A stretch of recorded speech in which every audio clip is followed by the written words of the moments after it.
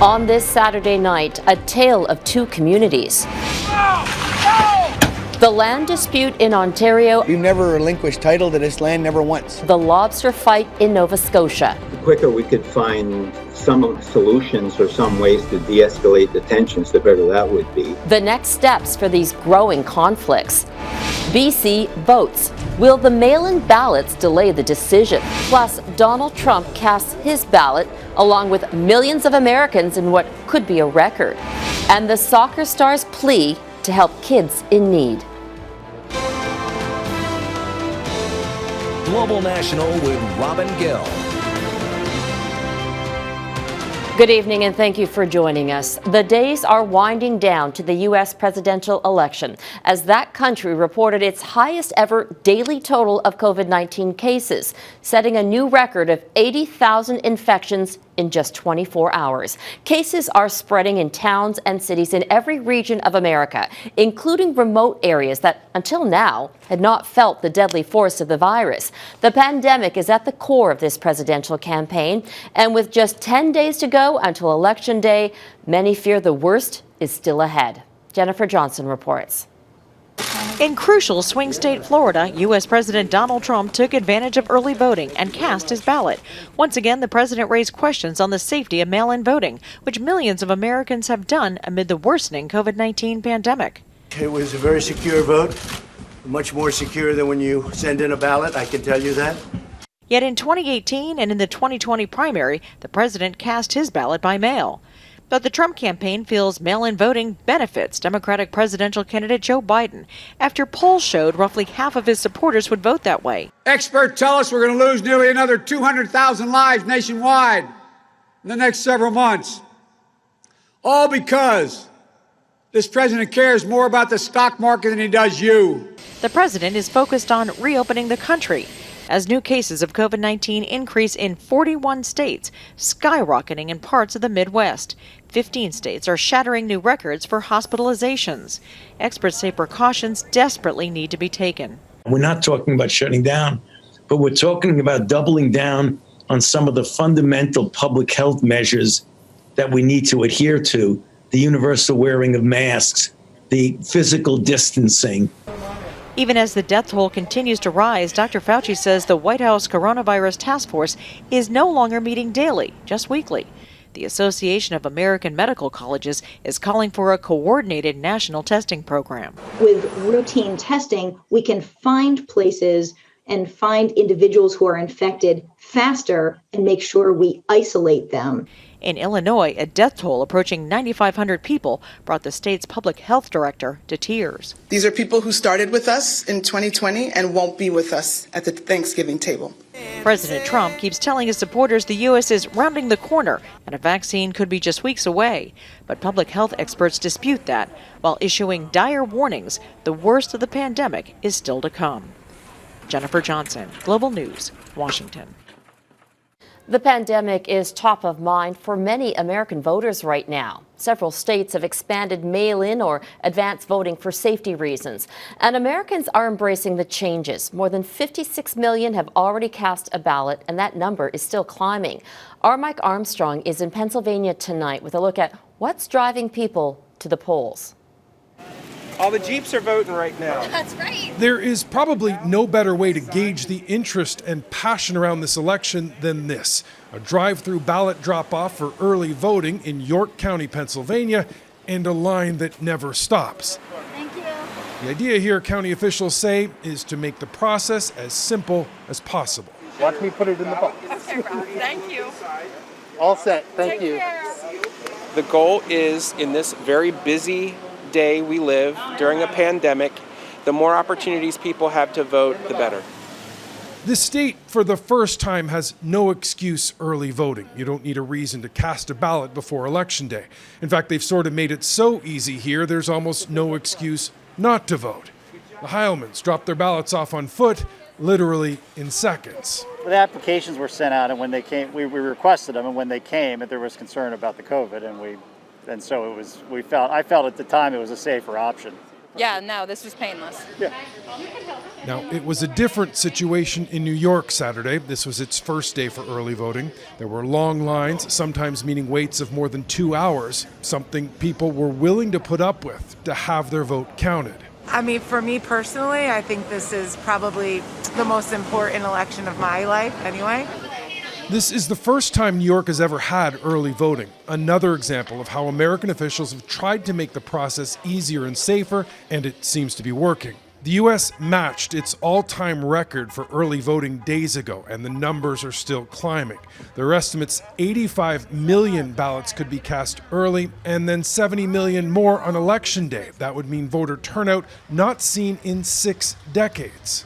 It shows the tremendous interest in this election. It shows the partisanship and the polarization and how deeply voters feel. Thank you. Thank you. Another thing all this early voting means is, for a lot of people, the decision has been made and the ballots cast. The candidates can keep campaigning, but some people have already voted, and the polarization means a lot of the people who are left have already made up their minds. Ready to vote? Mike Armstrong, Global News, York, Pennsylvania. It's Election Day in British Columbia. The NDP's John Horgan is seeking a majority mandate after 3 years of running a minority government. It was a snap election because the NDP government had until next year to call it.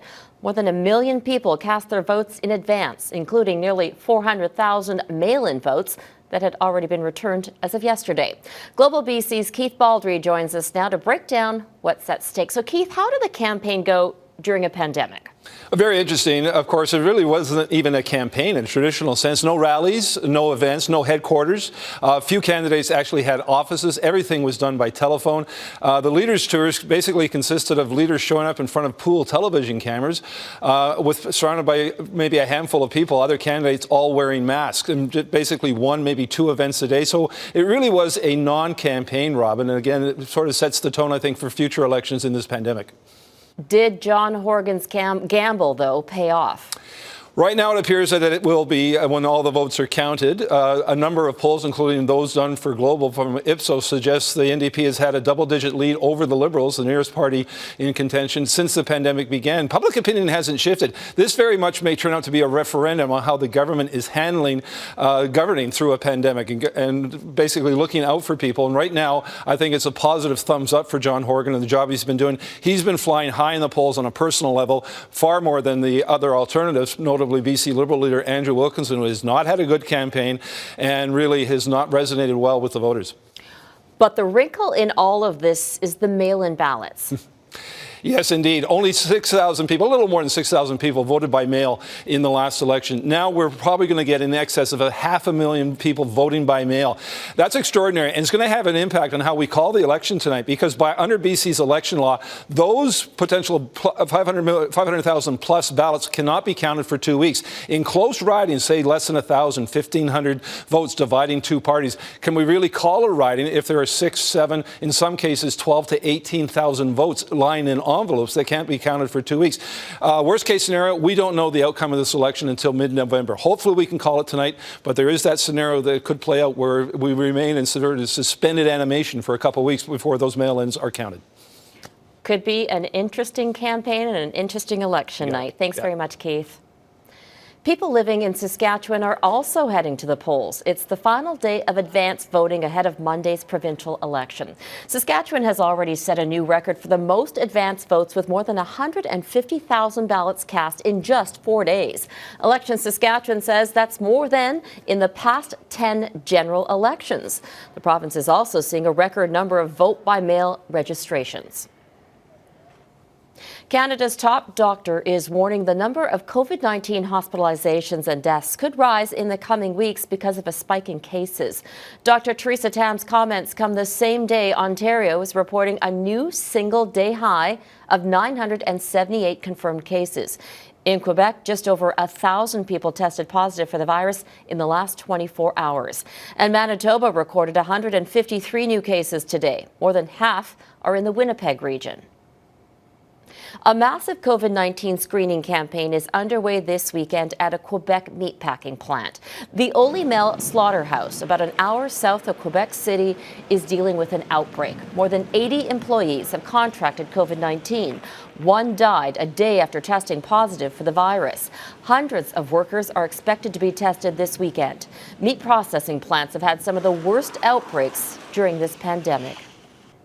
The federal government is facing pressure over Indigenous rights on two fronts. In Nova Scotia, Ottawa has appointed a special mediator to facilitate talks in what's been a tense standoff between Mi'kmaq and non-Indigenous commercial lobster fishers. And in Ontario, protesters from the Six Nations First Nation are standing their ground over developments on what they say are remains of their ancestral land. Mike Drolet looks at the efforts to find a solution to these historic disputes. All was peaceful in Caledonia, Ontario. The roadblock remains, as do the protesters. And down the highway, the Ontario Provincial Police sit and watch the latest in a dispute that's been going on for centuries.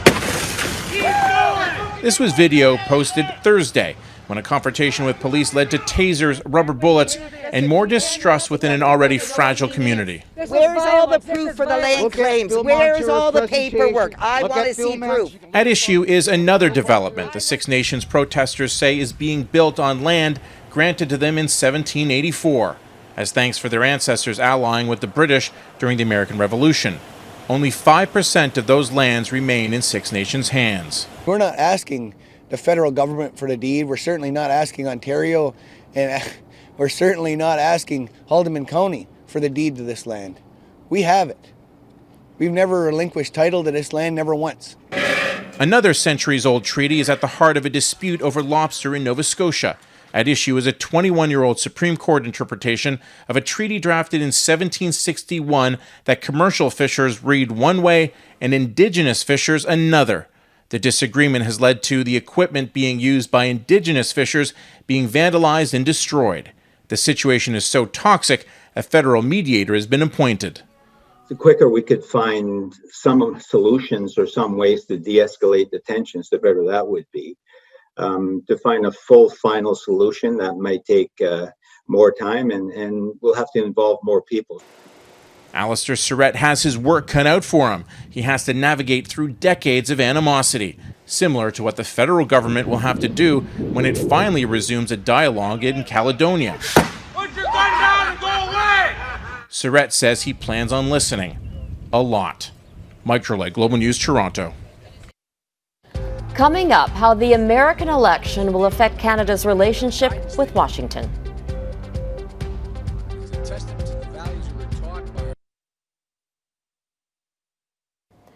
Just 1 month into fall, and BC has been delivered an early and dangerous blast of winter. The snowfall created chaotic driving conditions in the interior. A number of crashes closed highways for hours. Kelowna received 13 centimeters of snow, which broke a 120-year-old record. Near Cranbrook, heavy snow is being blamed for a head-on collision. One person is dead, another injured. Crews in Calgary were busy clearing roads this morning. A snowfall warning calling for up to 20 centimeters of snow has now ended in that city. Calgarians are experiencing winter conditions on the roads, so 60 sand trucks were sent out to reduce slippery conditions. The results of the U.S. election will have an impact here in Canada. This weekend on the West Block, our Mercedes Stevenson sits down with one of President Trump's former national security advisors. Mercedes, what is John Bolton's take on current Canada-U.S. relations? Robin, Ambassador Bolton has some interesting insight into Canada's relationship with the U.S.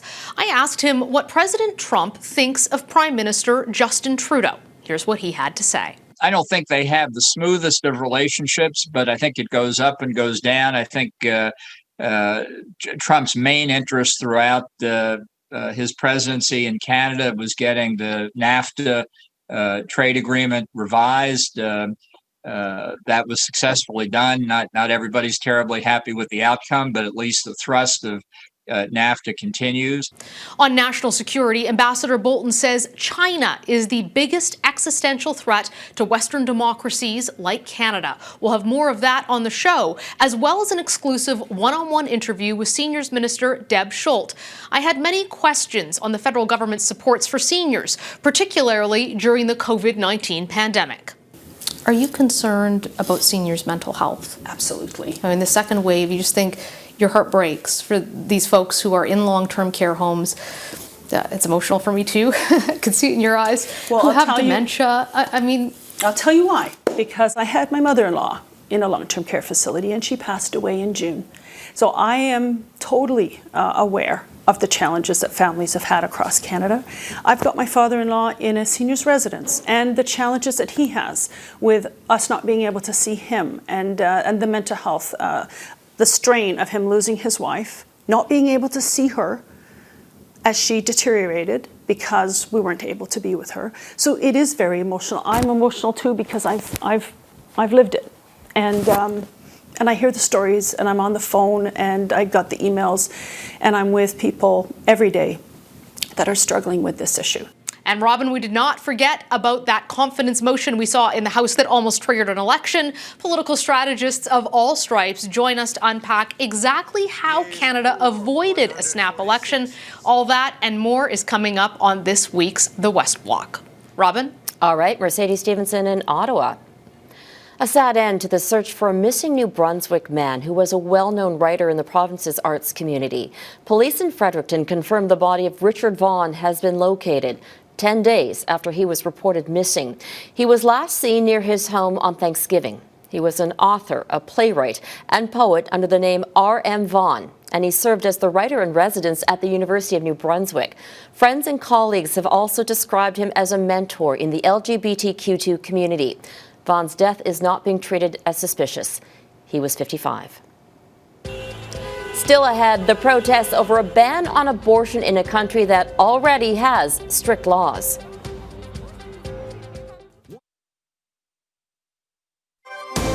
You're watching Global National. Poland's president has tested positive for COVID-19 in a country that reported more than 13,000 cases and 179 deaths today. Andrzej Duda has apologized to his close contacts who are being told to isolate. The 48-year-old says he has no symptoms and is feeling good. Poland's president joins a handful of world leaders who have contracted COVID-19, including the American president and British Prime Minister. And tension is growing in Poland tonight over a new ban on abortions. Thousands of demonstrators marched across the country for a third straight day of protests. On Thursday, Poland's highest court ruled that having an abortion because of a defect was unconstitutional. The nation, which already had some of the strictest abortion laws in Europe, will now only allow the procedure in cases of rape, incest, or when the mother's life is in danger. The death toll from a suicide bomb attack in the Afghan capital is expected to rise as crews dig through debris. The explosion happened yesterday afternoon at an education center in Kabul, in a predominantly Shiite neighborhood. The attacker was trying to enter the center when he was stopped by security. At least 18 people are dead and 57 others injured. But many families are still desperately searching for their loved ones. Up next, the food fight over UK holidays and school meals.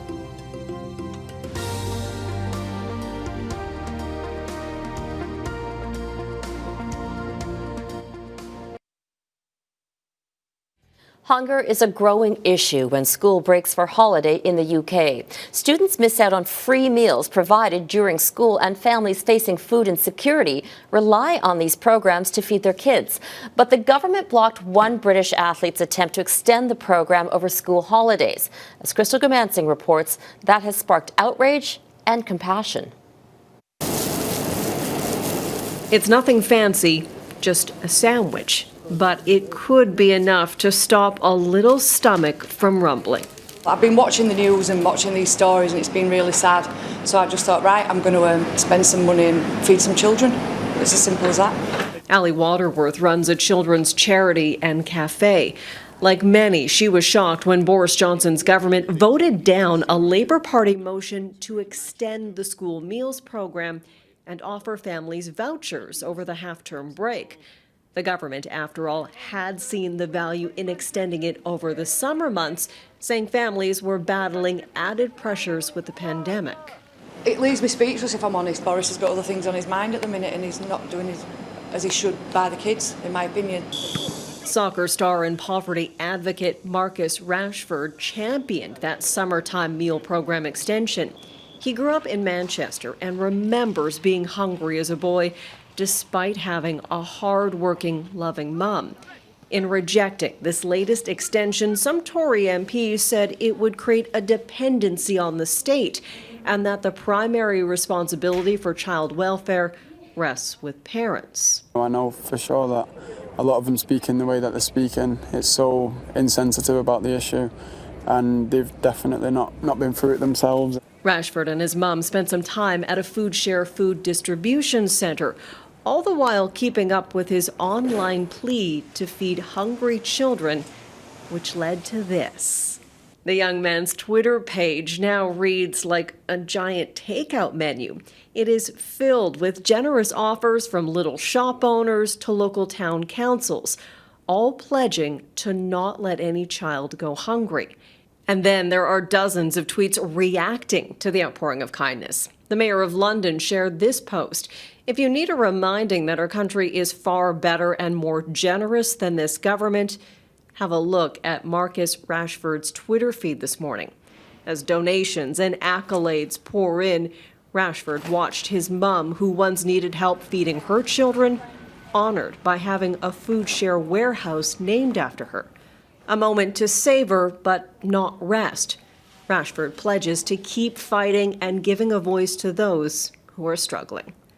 Crystal Gamanson, Global News, London.